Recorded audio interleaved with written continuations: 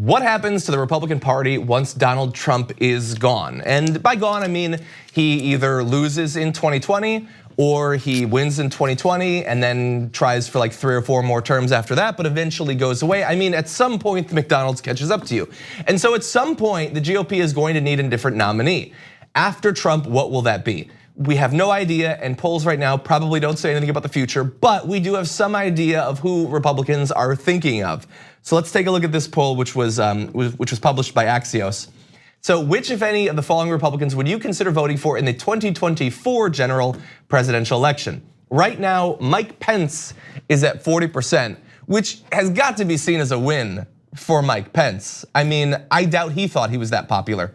But then in the top 4, you have not only Donald Trump Jr. at 29%, but Ivanka Trump at 16%. So 2 of the children, one of which is not involved in politics, the other is Don Jr.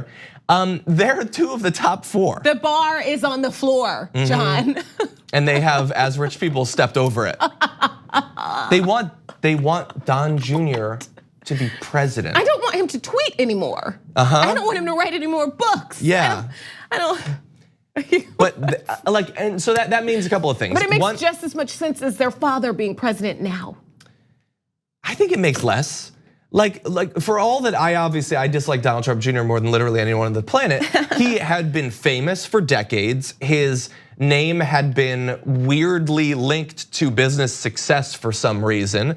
And they saw him as someone who could come in and run America like a business. Oh, and also he hates all the same people that I hate. I get that Don Jr. has that same thing. He clearly hates those people at least as much as his father does. But in terms of like the business prowess and all of that, and also the uniquely Trumpian characteristics, his ability to lie and have it not matter, to give people bizarre childish nicknames that stick. All of those little things, I have not seen any indication that any of the other Trumps have that. I wonder so much like how these people are in real life. I think about that all the time. Like how insufferable that must be if this is not an act. Because we don't really take this home. You know what I mean? Like, I think that like politics are always shaping like the world around me, and I'm always willing to have like a calm conversation with my friends. Not always, but like sometimes. Yeah. And we talk at work constantly. But like I wonder, because it's so angry. I wonder like what he's like just at home, like on chill. If this is this weird like, calling people weird nicknames, if that is what gets him going. And I'm just fascinated by well, I think they're probably different. Like, first of all, I think that Donald Trump is probably as bad in private as he is in public. I think this is who he actually is, and he's the worst. We are accidentally living through his private life. Like he can't even it's become public. Yes, I think Ivanka. I bet she privately thinks, you know what? I don't actually support any of this stuff. And if I could get into power, and who knows if she even wants it, she doesn't give any real indication that she wants to run for president, that I would be much more reasonable. The thing is that she is supporting in her silence and in the influence she could have over him, she is supporting all of those things. And so, like with how people give Melania a pass when she's a birther and all of that, Ivanka, she has signed on, whether she wants to all of the worst things that Donald Trump has done.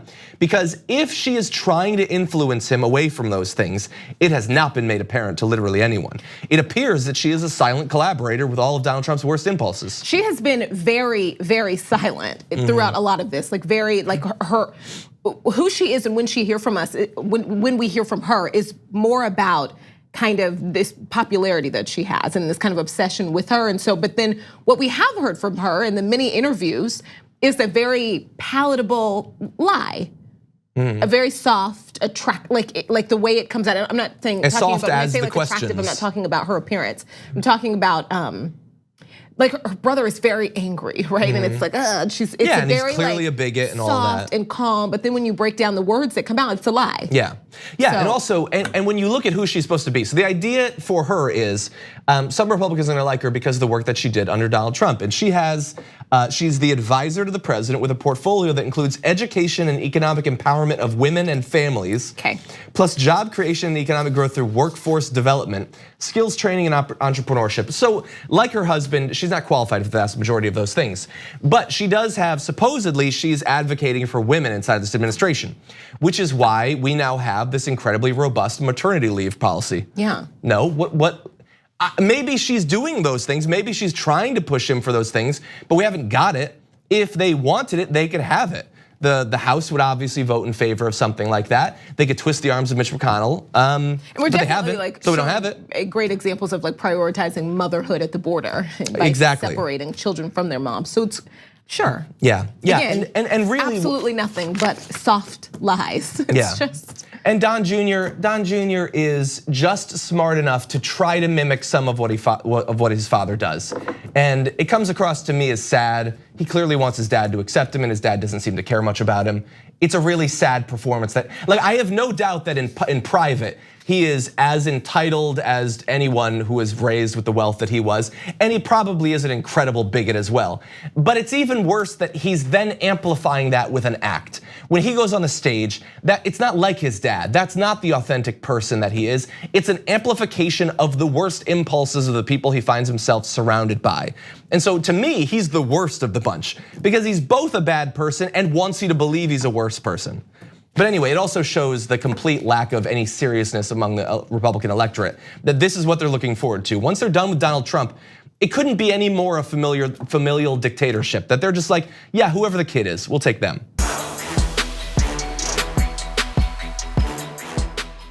Thank you for watching this clip from The Damage Report. For more content from the show and access to TYT Network members-only exclusives, go to tyt.com/Brooke. Wait, no, it's tyt.com/John. Go to tyt.com/John to sign up.